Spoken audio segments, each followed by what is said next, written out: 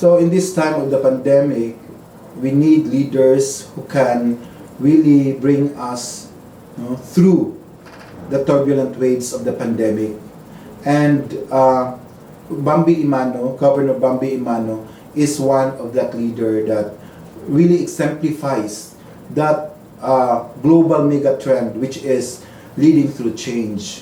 When we conceptualized the basic education learning continuity plan, the governor was there, very supportive, and he gave us a sense of optimism.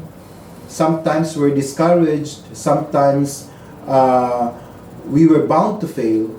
We felt that we were bound to fail, but he was there, really inspiring us to just do, to just move on, and have trust on what we have conceptualized. And true enough, we have conceptualized Be More for MisOr, which means bringing excellence by maximizing and optimizing resources in education. He is that leader who has that sense of urgency, which is very important. No, we have to acknowledge the bad situation so that we can do something about it.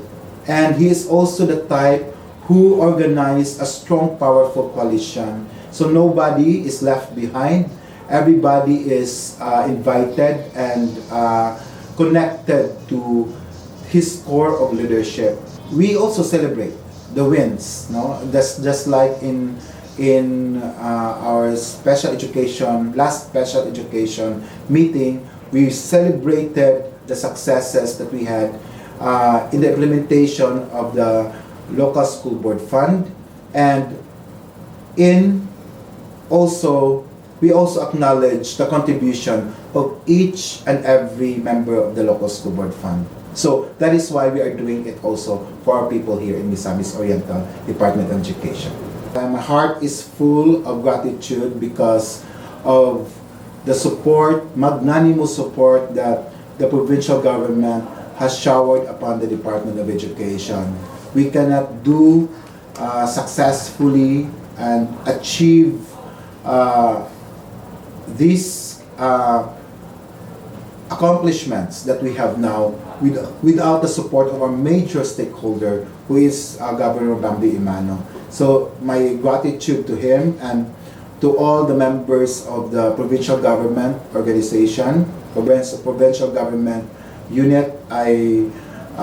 In behalf of the more than 8,000 employees of the department and more than 200,000 learners, we give you our heartfelt gratitude. Daghang salamat